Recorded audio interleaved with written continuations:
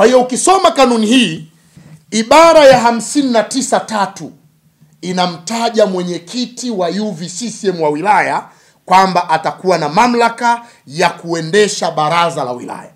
2025 usiku wake, kwa ambao hatukuwepo, tulishuhudia yale yaliyotokea katika lile baraza la umoja wa vijana wa Chama cha Mapinduzi wilaya ya Momba la kumzuia mheshimiwa mbunge wa jimbo la Momba, Mheshimiwa Condestas Chalwe, kuingia kwenye lile baraza.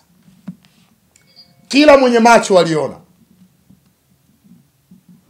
na waandishi wa habari mliona. Lakini kilichonisikitisha mimi nikiwa kama msemaji wa chama ni the way zile taarifa zilivyoripotiwa. Kwa sababu kuna ripoti moja niliisoma kwamba mbunge wa jimbo la Momba akataliwa na watu wake wa Momba. Habari nyingine ikasema mbunge wa jimbo la Momba awekewa vizuizi na wapiga kura wake.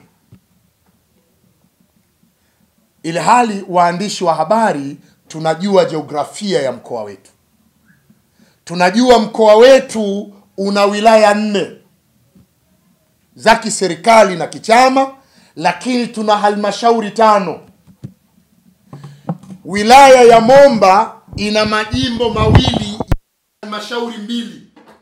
Halmashauri ya mji wa Tunduma na ni jimbo la Tunduma, lakini pia tuna halmashauri ya Momba na kule kuna jimbo la Momba. Na lile tukio ukungu ule kueleza uhalisia ulikuwaje. Lakini nimesoma taarifa nyingine. Kuna taarifa imeandikwa ambayo inaeleza kwamba Momba kumewaka. Nimesoma hiyo taarifa juzi. Imeeleza kwamba Momba kumewaka, yani mfano wa hivyo, lakini na mle ndani kukaja na maelezo mengi sana. Maelezo ya mbunge, maelezo ya mwenyekiti wa UVCCM, katibu wa UVCCM, katibu wa chama na kadhalika zake kwenye lile andiko.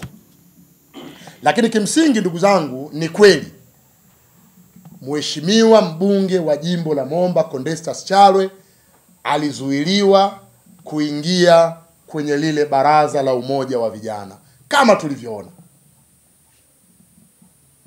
Lakini taarifa zilivyoandikwa, ndio maana tuna clear doubt. Taarifa zilivyoandikwa kwamba mbunge mwenzie wa jimbo la Tunduma, Mheshimiwa David Silinde, ndio alihusika kwenye ile mission. Kitu ambacho hakina ushahidi. Kitu ambacho si cha sawa sawa. Kwa nini tunasema sio cha sawa sawa? Kwa sababu sisi kama chama, secretariat ya mkoa ya Chama cha Mapinduzi pamoja na kamati ya utekelezaji ya Chama cha Mapinduzi mkoa, jumuiya ya vijana, siku ya tarehe 24 mwezi wa 4 2025 tuliwaita wajumbe wa baraza la umoja wa vijana wilaya ya Momba kutokea Momba ya chini, takriban vijana 50. Tukawaita wa viongozi wakuu wa umoja wa vijana wa wilaya ya Momba, tukawaita vijana wa itifaki wote waliokuwepo kwenye lile tukio. Tulifanya nao kikao kuanzia saa 4 asubuhi mpaka saa 4 za usiku. Tukachunguza mengi, tukajadiliana nao mengi. Baadhi ya mambo tukajiridhisha, lakini mengine yalikuwa si sahihi kama yanavyoripotiwa. Vijana wa itifaki, tukianzia na nukta hiyo, maagizo waliopewa kwamba mtu yeyote asiye na kitambulisho asiingie kwenye lile baraza. Kwa sababu kwa mujibu wa kanuni ukisoma, mbunge sio mjumbe wa baraza. mbunge akienda kwenye baraza anakwenda kwa mwaliko. Ndio maana hata Silinde alikuwa ni mgeni rasmi. Baada ya kumaliza shughuli yake aliondoka, baraza linaanza sasa kikao, wao hawatakiwi kuwepo kwa sababu sio wajumbe. Kwa hiyo mtu anatakiwa awe na kitambulisho. Kwa hiyo aliambiwa mtu asiye na kitambulisho asiingie. Lakini unfortunately mbunge wa jimbo la Momba alikuwa na barua ya mwaliko. Mnaona contradiction hapo? Yaani yeye kama mheshimiwa mbunge kwanza ni mjumbe wa kamati ya siasa ya wilaya, kikao kikubwa kuliko lile baraza. Lakini pili, pamoja na kwamba sio mjumbe, alikuwa na barua ya mwaliko wa kuhudhuria kwenye ile function. Sasa vijana wao wamepokea maelekezo kwamba bwana, akija mtu yoyote ambaye hana kitambulisho asiingie humu. Jukumu lenu nyinyi ni kuhakikisha wanaingia watu ambao wana vitambulisho, na kila mjumbe alipewa kitambulisho. Ndio maana tulivyokutana na vijana tuliwaonya kwamba hili mlilolifanya ni kosa.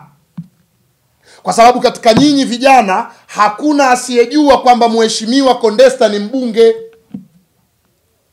Na kama ni mbunge, hata kama tujalishi hana mwaliko, wewe kijana huwezi kumzuia. Ukisoma muongozo huu tuliotaja, muongozo wa itifaki, ukienda kwenye kipengele kinachozungumzia kifungu cha 25, kazi na majukumu ya kamati ya itifaki, kulinda viongozi wa CCM na UVCCM pamoja na mali za CCM na UVCCM. Yule mbunge ni kiongozi wa CCM. Kwa hiyo jukumu la vijana walikuwa wamlinde mheshimiwa Condesta, sio kumharasi. Hata kama kuna maelekezo hana kitambulisho, jukumu lao ilikuwa wao sasa mmoja wapo aondoke, aingie ndani, amwite katibu wa jumuiya kwamba mheshimiwa mbunge amekuja lakini hana kitambulisho, na maelekezo ya hapa wanaingia wajumbe au watu wenye vitambulisho, na sisi hatuna maelekezo yoyote. Kiongozi angetoka kuzungumza naye. Kwa hiyo hili ni kosa ambalo vijana walilifanya na sisi tumewakemea kwenye hilo. Lakini kama mnakumbuka, waandishi wa habari, ndani ya kikao kile kile katibu wa wilaya ya Momba Comrade Kataba pale alikemea kile kitendo. Yeye ni mjumbe wa lile baraza halali, lakini pia ni mlezi wa jumuiya zote katika wilaya yake.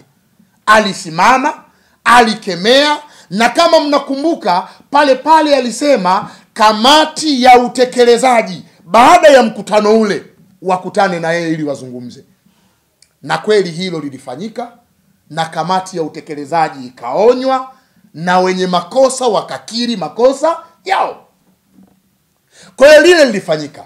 Lakini pia kwenye kile kikao, kama mnakumbuka, alisimama mgeni rasmi ambaye alikuwa mheshimiwa mbunge wa jimbo la Tunduma, baada ya mwenyekiti wa wilaya kukataa fedha iliyotolewa na mheshimiwa mbunge kwa madai ya kwamba fedha ile imekuja leo na wao wameomba muda mrefu. Na pale tunasema wazi kulikuwa na misinformation. Mheshimiwa mbunge Condesta aliwasiliana na watendaji wa jumuiya ambao ni makatibu, na wakakubaliana kwamba pesa yake atatoa siku hiyo, ila wao hawakumueleza mwenyekiti wao. Na mwenyekiti wakati tunazungumza naye kwenye kikao chetu alikiri, akasema wakati anatoa lile tamko, kama mlifuatilia vizuri ile video, katibu wangu alikuwa ananinong'oneza, alikuwa ananiambia mheshimiwa alituambia pesa ataleta leo na tulikubaliana naye. Na ndio maana mwisho wa lile baraza, kama mliona, mwenyekiti wa UVCCM wa wilaya alimuomba radhi mheshimiwa mbunge, lakini pia akakiri kukubali kupokea zile fedha, na akasema vijana watagawana. Tokea hivyo. Lakini pia kama mlifuatilia vizuri ile video, mliona yale mabishano pale nje yalivyokuwa yanatokea. Kuna kijana mmoja anaitwa Alex alikuwa anaonekana, ambaye huyu ni mtu wa Silinde, si ndio? Alikuwa anawazuia wale vijana kwamba jamani, huyu mheshimiwa mbunge muachieni aingie. Vijana wanasema hana kitambulisho. Baadaye alivyoona hawamuelewi, yeye ndiye aliyeingia ndani kumpa taarifa katibu wa wilaya, mheshimiwa mbunge amezuiliwa na vijana kuingia ndani. Sasa ukichunguza hiyo kadhia, unaweza ukasema sasa, kama ingekuwa ni mission ya mbunge Silinde kama ilivyoripotiwa katika baadhi ya maeneo, Alex asingeenda kumpa taarifa katibu. Wangetaka mbunge aondoke. Na ndio haya mambo tunatamani waandishi wa habari watu waweze kuyajua. Uhalisia wake ukoje? Vijana walikosea na viongozi wa UVCCM walikosea na wote wamekiri, wameomba radhi. Lakini hata mle ndani ya lile baraza kulitokea sintomfahamu. Tumejiridhisha kwenye kikao chetu, baadhi ya vijana kutoka bondeni kule Momba walianza kunyapaliliwa, walianza kuwanyanyapaa.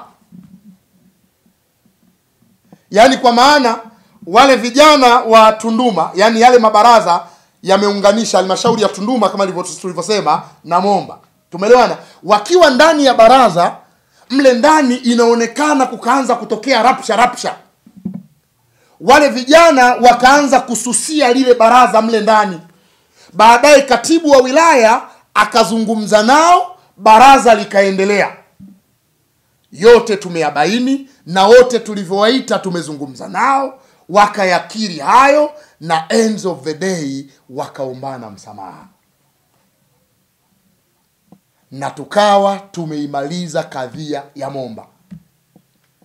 Kwa maana kweli mheshimiwa alizuiliwa na lile lilionekana na kweli ni kosa, licha ya kwamba vijana walikuwa na maelekezo. Lakini tumewaambia vijana, wajibu wenu nyinyi, mkipokea maelekezo, kaja kiongozi wa juu yenu, nendeni kwenye zile mamlaka zilizowaelekeza, muulizie utaratibu. Leo mmemzuia mheshimiwa mbunge, kesho mtamzuia katibu wa mkoa na mfano wa vitu kama hivyo. Kwa hiyo vijana wametuelewa na vijana wameshikana mkono na vijana wameombana radhi. Lakini katika mambo ambayo pia tulibaini kwenye lile, kwa nini yametokea yale? Kwanza ni hiyo jiografia tuliyosema. Vijana wakasema wanataka sasa mabaraza yote kuanzia sasa yafanyikie makao makuu ya wilaya ambayo ni Chitete. Tukaona jambo hilo halina shida.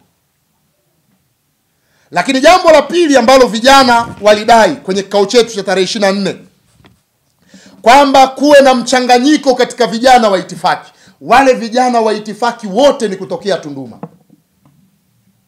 Na wakajenga hoja za msingi kwamba laiti kama na sisi tungekuwepo kwenye wale vijana wa itifaki, mbunge wetu tusingekubali azuiliwe. Tungesema hapana, huyu ni mbunge wetu, au mmoja wetu angeenda kuuliza utaratibu. Tukaona hili ni jambo la msingi sana. Tukaelekeza pamoja na kamati ya utekelezaji ya mkoa, ikatoa maelekezo wilayani kwamba tuhakikishe tuna combine kwenye hii itifaki ya wilaya, wasipatikane watu kutoka sehemu moja. Lakini pia vijana wakasema kwamba wanahitaji lile baraza linavyoandaliwa liwe jumuishi. Maana yake majimbo yote yahusishwe, wachukuliwe wajumbe kutoka kule na wajumbe Tunduma, wajadili budget na kila kitu. Tukamwambia hilo haliwezekani, kwa sababu ni swala la kikanuni. Linaloandaa baraza la wilaya ni kamati ya utekelezaji ya wilaya yenye wajumbe 8. Sasa huwezi kuvunja kanuni kwa sababu ya utashi. Kwa hiyo yale yaliyowezekana tulikubaliana, yale yaliyoshindikana tuliwaambia yameshindikana. Lakini mwisho wa siku vijana waliombana radhi na mambo yakawa yameisha. Kwa hiyo sisi kama chama tunakemea, yani tunaungana na katibu wa chama wa wilaya aliyekemea lile tukio pale, na sisi kama chama tumekemea tulivyokuwa nao, na leo tunarudia kukemea tena kwamba pia na sisi hatukufurahishwa na jambo hilo, na tunatamani, tunapenda jambo hilo lisijitokeze tena. Na midhali tumeufunga ukurasa huu, na vijana wameelewana, tunaamini kwamba mgogoro huu umeisha. Wameshikana mkono, chama sasa ni kimoja, jumuiya ni moja, sasa hivi letu ni moja, kupambania goli la mwezi Oktoba kwenye uchaguzi mkuu wa rais, wa bunge na madiwani. Na kwenye hili niseme kama msemaji wa chama mkoa, mtu yeyote ndani ya Chama cha Mapinduzi kuwa jambo hili, chama hakitakuwa na muhali na yeye, kwa sababu jambo limeisha na vijana wameelewana na tayari wamekuwa na nguvu moja, na waliokosea wamekiri makosa. Na siku zote ndugu zangu, moyo usiosamehe ni moyo dhaifu. Kwa hiyo watu wamekubaliana kusameheana na jambo, na sisi kama chama tunakemea na tunaomba jambo hili lisijirudie tena ndani ya mkoa wetu. Yaliyopita si ndwele, tugange yajayo.